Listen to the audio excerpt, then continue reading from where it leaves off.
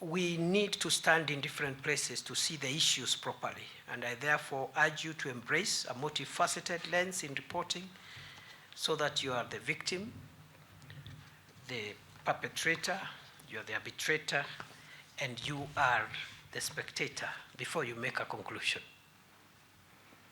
So that you know, as media actors, you frame the public mind properly. I invite the Editors Guild to remain available and to receive support of any kind from government in the things that we do, the regulatory framework, in the things we do, in the policy framework. Because as I've said, like any human endeavor, government as a human enterprise and as a human endeavor is not perfect because it keeps on improving and learning all the time. So I want to encourage you to avail yourselves for consultations, collaborations, and constructive criticisms. And I like what the speakers who spoke here earlier on, the president, the CEO, and of the Media Council, and the president of the forum. There are so many presidents around.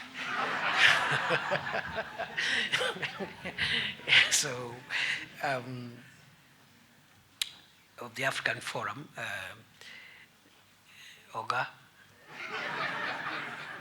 we hope we can collaborate and see how we learn from each other, improve on what is available, and make sure that we build our country. I like what has been said about, one, we don't need to agree. It's not even in the interest of the country that all of us agree. We need alternative voices. We need a plurality of opinion and voices. What we must guard against is disagreeing in a manner that jeopardizes our broad national interest.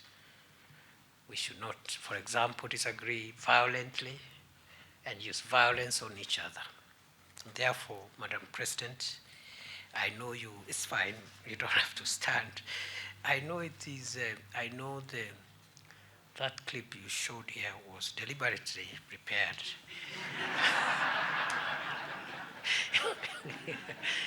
And the message is home. The message is home. And I better say no more because other than the current role, you know, I am the immediate security minister of the country. So some of the things you're saying, I'm familiar with them.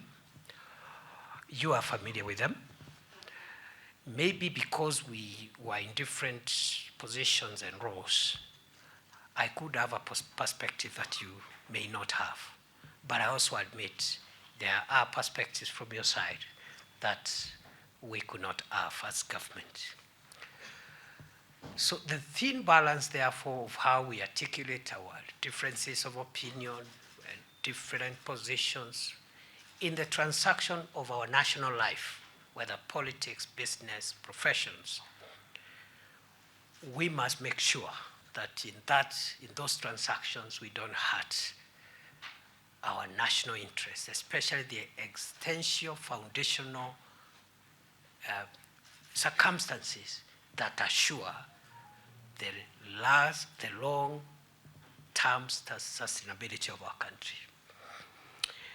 Now, you know, the balances between freedom of expression, assembly, picketing, media freedom, access to information, on the one hand, heavy protections, quite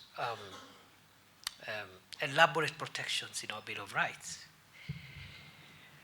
How do we balance that with public safety and make sure that the constitutional order is not overturned by extreme expression of democratic ideals? And those balances are in the Constitution. We don't have to go very far. We'll find them there. And only hold each other to account when either of us is on the fringes of those balances. That is my plea. You know, our friends in the US had a democratic stress test like the one we had in June in this country. I would not call them protests, I would call them a democratic stress test. Because the tensions between the liberties of the citizen, which are immutable and entrenched, and the survival of our constitutional institutions, that delicate balance is something we will have to navigate going forward.